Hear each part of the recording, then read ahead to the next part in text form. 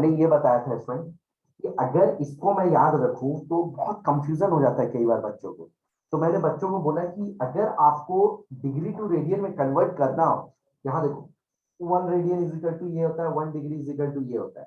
तो आप अगर 30 डिग्री लिखेंगे तो 30 पाई/180 लिखेंगे, अभी तो याद हो गया, लेकिन बाद में जाके बहुत दिक्कत होता है। तो ये फॉर्मूला बहुत ही अच्छा है, एक क्लब कर दिया मैंने इसको, d/180 इज इक्वल टू c/पाई। तो जैसे मान लो 30 डिग्री है, तो 30 डिग्री अगर यहाँ पर हम पुट कर देंगे तो c निकल जाएगा स्टूडेंट। ठीक है, तो चलो अभी हम लोग जो है, जैसे आप लोगों को किसका किसका याद भी रखना है और निकाल लेना है फटाफट। जैसे अभी आप लोग निकालेंगे 60 डिग्री का, फिर उसके बाद 30 डिग्री का, देखो मैंने निकाल दिया स्टूडेंट 5/6 से। आप निकालेंगे 45 डिग्री का, चलो निकालना बैठ जाओ स्टूडेंट। 45 डिग्री, फिर उसके बाद आता है आपका जो है 60, 45 हो गया, फिर उसका 90 डिग्री, फिर स्टूडेंट 180 डिग्री, और फिर उसके बाद जो है आपको 270 डिग्री, और दैट इज 360 डिग्री। इतना तो आपको याद रखना ही रखना है इसके रेडियन। मतलब आपको निकालने तो सबका है, वो तो अलग इशू है, लेकिन ये स्टैंडर्ड है, इनका आपके टिप्स में होना चाहिए। मतलब इसमें आपको याद रखना ही होगा, कुछ भी कर लो, सर फोड़ लो, जो भी है, इतने के रेडियन आपको याद होने चाहिए।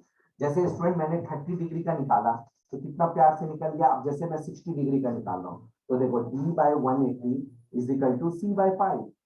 डी कितना है, 60 डिग्री है, यहाँ 60 पुट कर दिया स्टूडेंट, 180 इज इक्वल टू c/पाई। आपको क्या निकालना है, रेडियन निकालना है, तो पाई को इस साइड ले गया, तो 60/180 इंटू पाई, तो ये कट गया, तो 6×3 = 18, यानी स्टूडेंट पाई/6 इज इक्वल टू 60 डिग्री। पाई/6 3 × 18, तो 3 हो गया स्टूडेंट, यहाँ 3, तो आपका आ गया ये आपको 60 डिग्री, यानी पाई/3 जो है उसको 60 डिग्री करते हैं। तो इसका रेडियन क्या हो गया स्टूडेंट, इसका रेडियन हो गया पाई/3। तो ऐसे ही आपको 45, 90, 180, 270 का निकाल लो, so that you can know how to apply the formula. ये बेसिक चीजें आप प्लीज निकाल लो, 2 मिनट का टाइम देता हूँ। देखो इसका आपका आना चाहिए पाई/4, इसका आना चाहिए पाई/2, इसका आना चाहिए पाई, इसका आता है 3 पाई/2, और इसका आता है 2 पाई। इतना आपको जो है स्टूडेंट बेटा याद रखना ही होगा, या अपना मजबूरी समझो या आप इसको कुछ भी समझो स्टूडेंट, क्योंकि इसके लिए मैं 12th में क्लासेस आपको नहीं दूंगा कि ये जो है पाई/3 बोलते, दिस आर द स्टैंडर्ड। जैसे आपने 0 से लेके 90 डिग्री तक के वैल्यूज याद रखे हैं क्लास 10th में, वैसे ही इसका जो कन्वर्जन है ये आपको माइंड में बैठ जाना चाहिए। क्योंकि हम लोग मोस्टली ये वाला लिखेंगे, ये वाला तो रेयर चांसेस है कि हम लिखें। हम 30 डिग्री 60 डिग्री की जगह पाई/3 लिखते हुए मिलेंगे आपको। तो आपको पाई/3 आपको जो है स्टूडेंट याद रखना होगा, पाई/4 रखना होगा, पाई/2 पाई, और ये सब। और 30 का क्या होता है सर, 30 या पाई/6 स्टूडेंट। हाँ चलो, वेरी गुड बॉय। ठीक है, ये आपको अपने माइंड में बिठा लेना है। चलो ठीक है, तो अब आ जाते हैं हम लोग,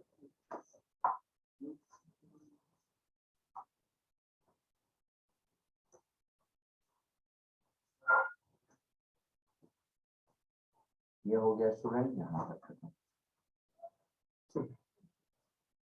अब स्टूडेंट हम लोग जो है विजिट करना शुरू करते हैं। विजिट करने का मतलब क्या हुआ स्टूडेंट, हम लोग का विजिट करने का मतलब हुआ कि कैसे एंगल काम करता है स्टूडेंट, कैसे आपको एंगल काम करता है वो हम लोग अब सीखते हैं। देखो कैसे एंगल काम करता है, जैसे ये अब हम लोग जो है समझते हैं student reference angle. Reference angle अगर आपको कह दे कि कौन से क्वाड्रेंट में कौन सा एंगल है, मैं बोलूं कि 273 कहाँ है, तो एक बच्चे को लगेगा 273 कहाँ है, लेकिन एक बच्चा जब पता रहता है तो बोल देगा सर 273 यहीं पर कहीं पर है। मैं बोलूंगा स्टूडेंट 60 डिग्री कहाँ है, तो तुम बोल देते हो स्टूडेंट 60 डिग्री यहाँ है। तो आपको एक रेफरेंस पता होता है कि आप मान लो कि निकल गए घूमने के लिए, आपको बॉर्डर पता है कि ये बॉर्डर है स्टूडेंट, तो उस बॉर्डर का रेफरेंस एंगल पता होना चाहिए।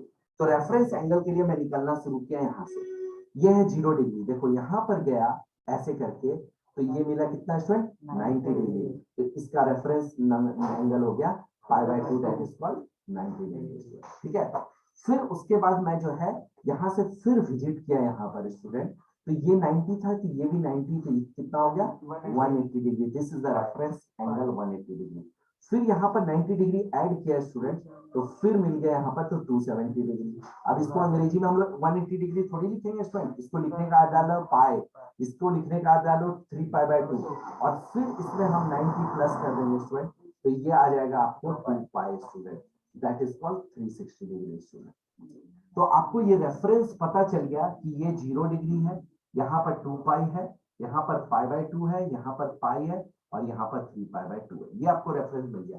यानी कल को तुमसे पूछेगा 179 डिग्री कौन से क्वाड्रेंट में है, ये क्वाड्रेंट ये होता है student, first, second, third, fourth. तो आप देखो बता दिए स्टूडेंट। तो इसी तरह से आपको करता है। और एक चीज important, trigonometric function is a periodic function. Periodic function का मतलब क्या होता है, इट्स अ रिपीटिशन। अगर आप 0 से 90 डिग्री है, कल को कोई पूछेगा साइन 765 डिग्री, कल को कोई पूछेगा साइन 10,024 डिग्री, तो बेटा इसके जो आंसर्स है वो 0 से 90 डिग्री के बीच में मिल जाएगा।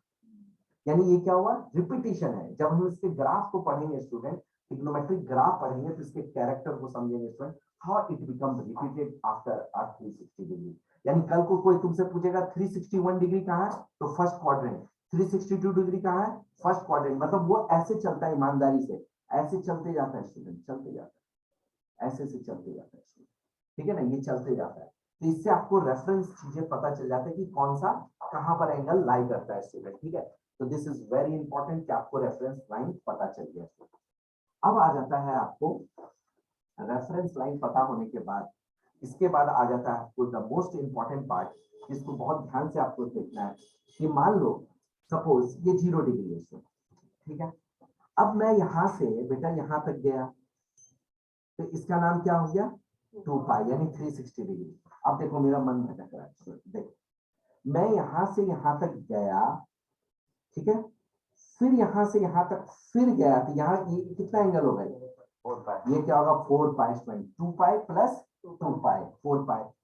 फिर यहां से फिर मैं यहाँ ऐसे गया, एक बार चक्कर लगाया, दूसरा बार चक्कर लगाया, फिर यहाँ से तीसरा बार चक्कर लगाया, तो क्या आया बेटा 6 पाई। यानी इस जगह पर कौन आ रहा है अभी, 2 pi, very good, 4 pi, 6 pi, so on.